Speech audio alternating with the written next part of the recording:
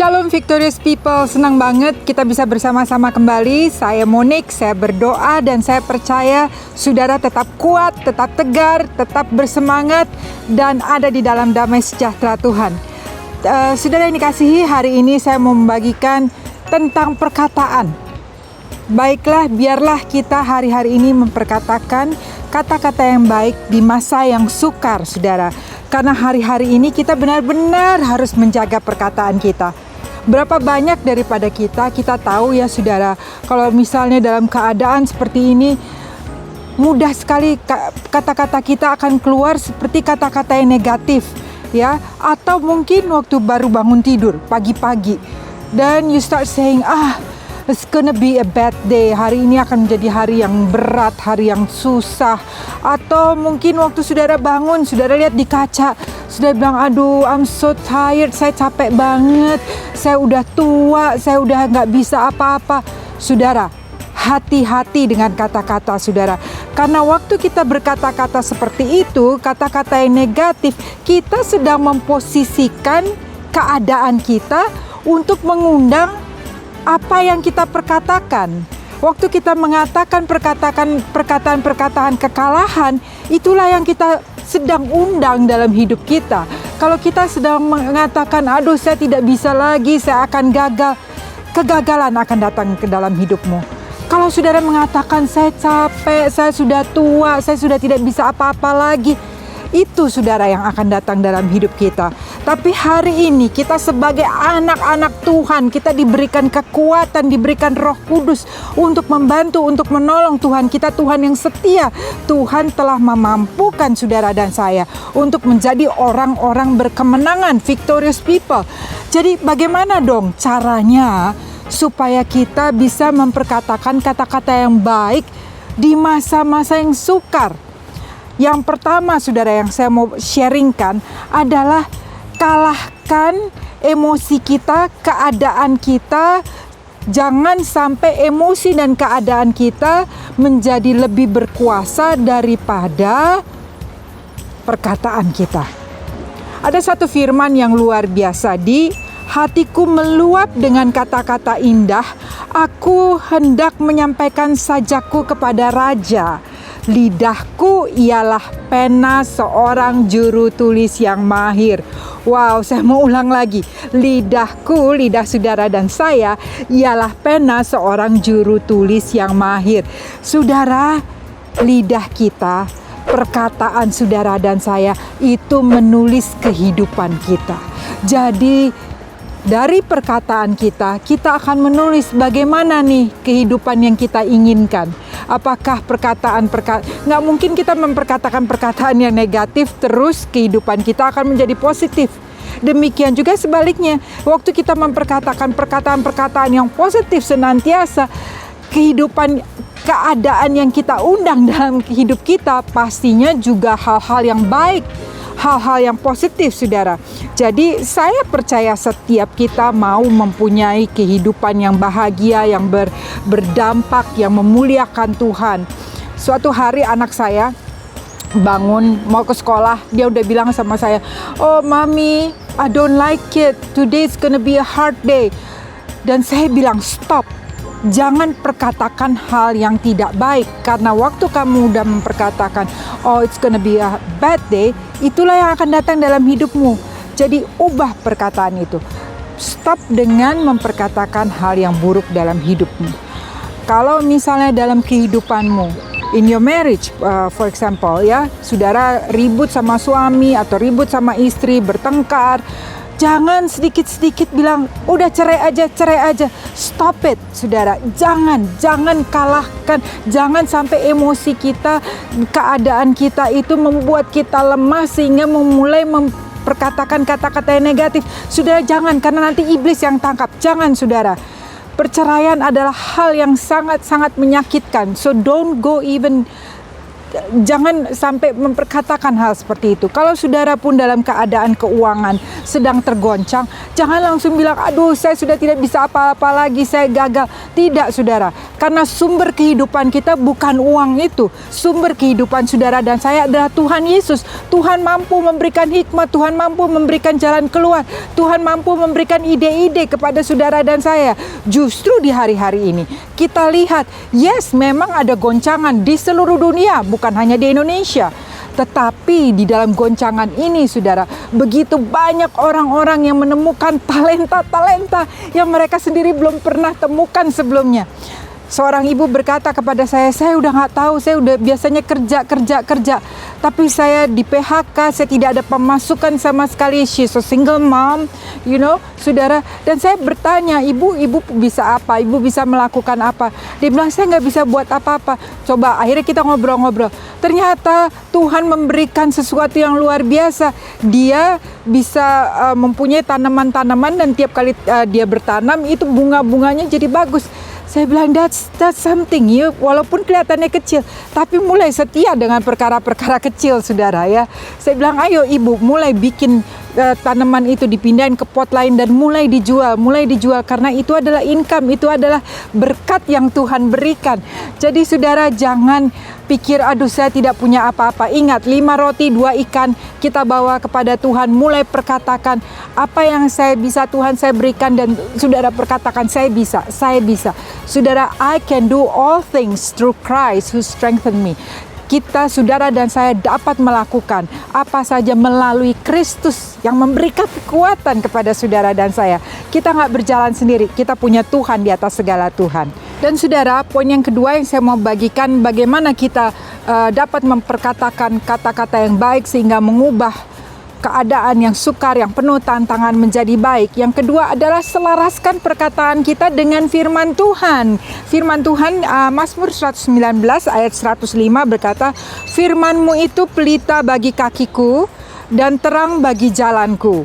Saudara, lihat air yang mengalir di belakang saya ini adalah sungai, saudara. Saya bisa minum air ini. Kenapa saya bisa minum air ini, saudara?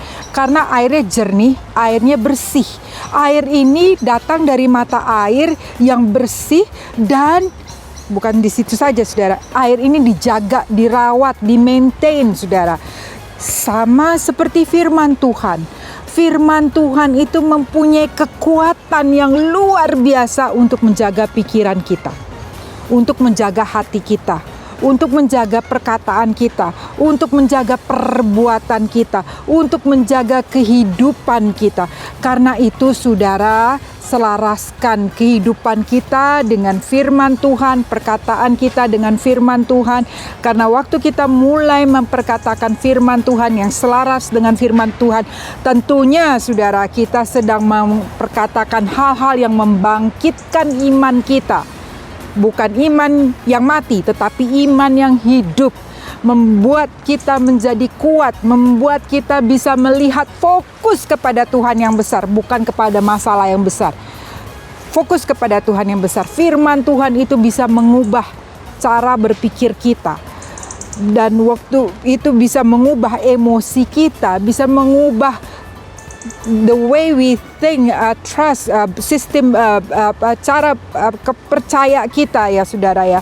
Firman Tuhan itu bisa mengubah kehidupan setiap kita, saudara dan saya. Karena itu saya mengajak kembali, termasuk kepada diri saya sendiri loh ya. Kita harus makan firman Tuhan setiap hari. Jangan cuman hari Minggu saja, apalagi dalam keadaan sekarang. Gereja masih banyak yang tutup. Mungkin saudara tidak ke gereja atau karena keadaan, tapi jangan sampai tidak baca firman Tuhan. Kalau saudara makan, kita perlu makan makanan jasmani, nasi, bakmi atau apapun, kita perlu lebih lagi firman Tuhan, saudara. Firman Tuhan yang membuat saudara dan saya kuat. Firman Tuhan yang membuat kita bisa tetap semangat, tetap berapi-api. Bukan berarti nggak ada goncangan loh. Di seluruh dunia kita sedang mengalami goncangan, tetapi kita tahu kita anak-anak Tuhan. Ada Roh Kudus, Roh Allah yang Tuhan berikan kepada setiap anak-anaknya untuk kita bisa mampu untuk bangkit, karena kuasa kebangkitan Yesus udah ada dalam hidup saudara dan saya. Kita mulai memperkatakan saudara, memperkatakan yang baik, yang membangun. Jangan memperkatakan kekalahan, kegagalan, ketidakmampuan. Tidak, stop saudara. Ubah. Ya, seperti saya bilang ke anak saya, stop, jangan memperkatakan it's gonna be a bad day atau ini. Tidak, kita tidak bisa. Justru kita harus berkatakan sebaliknya. Apa yang kita mau dapatkan dalam hidup itu, mulai perkatakan itu.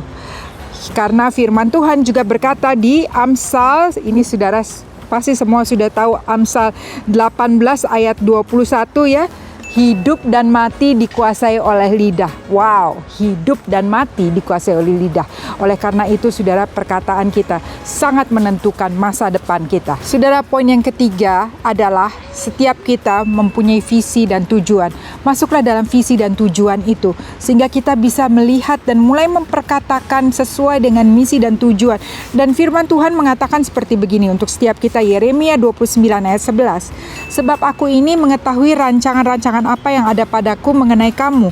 Demikianlah firman Tuhan, yaitu rancangan damai sejahtera dan bukan kecelakaan, untuk memberikan kepadamu hari depan yang penuh pengharapan. Saudara, dalam hidup saudara dan saya, walaupun melalui goncangan, tantangan, kita mempunyai masa depan yang luar biasa.